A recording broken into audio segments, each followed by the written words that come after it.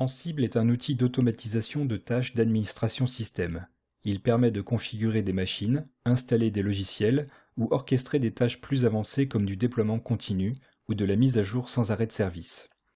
Il s'appuie entièrement sur SSH pour la communication et sur le langage Python pour l'exécution, ce qui en fait un outil quasi universel dans la mesure où il fonctionne sans agent à préinstaller et que SSH et Python sont des outils livrés en standard sur la plupart des serveurs.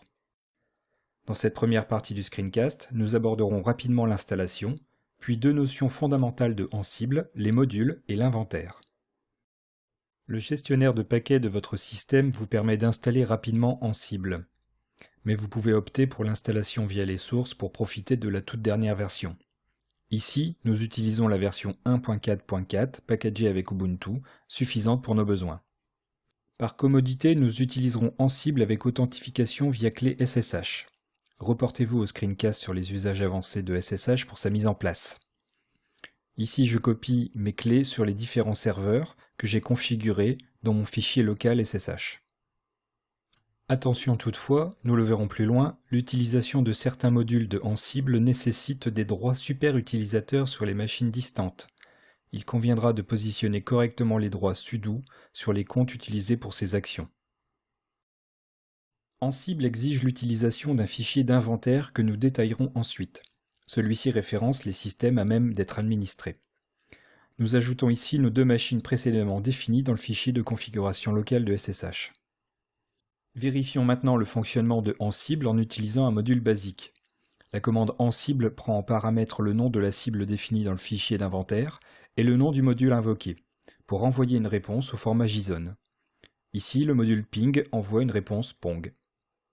Notez bien que ces modules sont conçus pour fonctionner de la même manière quel que soit le système d'exploitation ou la version tournant sur la cible, Windows excepté. Les commandes sont les mêmes qu'il s'agisse d'un Ubuntu, d'un Red Hat ou d'un FreeBSD. Certains modules nécessitent un ou plusieurs arguments. On les précise avec le paramètre "-a". Nous pouvons par exemple appeler le module service sur la cible web server pour s'assurer que le service Nginx a bien redémarré. Ici, nous utilisons le paramètre "-sudo car le module a besoin des accréditations super utilisateurs pour redémarrer un service. Les paramètres du module sont ici name et state. L'usage de la commande Ansible est habituellement réservé aux opérations rapides et que nous n'avons pas forcément besoin de reproduire. On peut vouloir par exemple transférer un fichier pour déployer une nouvelle page avec le module copy, qui prend en paramètre en source un fichier local et en destination l'emplacement sur le serveur. On peut corriger un droit mal positionné sur un dossier ou un fichier en précisant le mode, le propriétaire et le groupe. Notez à nouveau l'utilisation de sudo. On peut demander à installer ou supprimer rapidement un paquet avec le module apt, une rare exception à l'universalité des modules puisqu'ici nous appelons un module spécifique à la famille Debian. On peut encore supprimer un compte utilisateur avec le module user.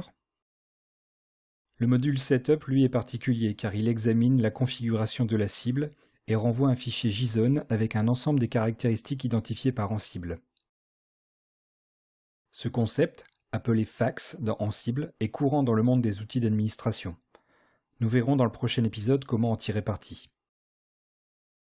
Vous avez compris le principe des modules de Ansible. Pour consulter la longue liste des modules disponibles, rendez-vous sur la documentation officielle. L'autre notion importante pour bien comprendre l'outil et pour aller plus loin ensuite est l'inventaire. Et nous allons voir qu'il ne s'agit pas simplement d'une liste et qu'il peut être même utile d'en avoir plusieurs. Ansible permet par exemple le lancement parallèle sur plusieurs cibles. Il suffit d'utiliser l'alias all à la place de la cible pour atteindre toutes les machines déclarées dans l'inventaire. Le fichier d'inventaire est au format ini. On peut ainsi créer des groupes de machines pour catégoriser les cibles en fonction de nos besoins. Pour utiliser un fichier d'inventaire différent, on précise ici le paramètre "-i". On peut également utiliser des raccourcis par exemple pour répertorier un ensemble de serveurs avec un intervalle. On peut également créer des métagroupes par type, par répartition géographique, ou n'importe quelle combinaison qui trouve son intérêt dans l'utilisation des modules. Cette façon de renseigner l'inventaire permet d'utiliser la commande Ansible avec des patterns. Voici un rappel de la syntaxe de la commande. Pattern peut être donc une machine ou l'alias spécial all, mais aussi un groupe ou encore une expression. Pour donner un exemple plus complexe, ici on efface le fichier var www.contact.html sur tous les serveurs web à l'exception de ceux du groupe Paris et de Web10 qui se trouvent à Lille. On commence à esquisser l'intérêt d'un tel outil pour effectuer des opérations sur tout ou partie d'une architecture.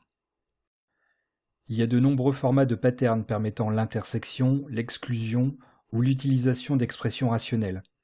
Consultez la documentation pour plus de détails. Nous n'avons exploré qu'une toute petite partie des possibilités de Ansible. Ces deux éléments que sont l'inventaire et les modules sont les fondations des playbooks, qui permettent une véritable orchestration à l'aide des variables et des fax issus du module Setup.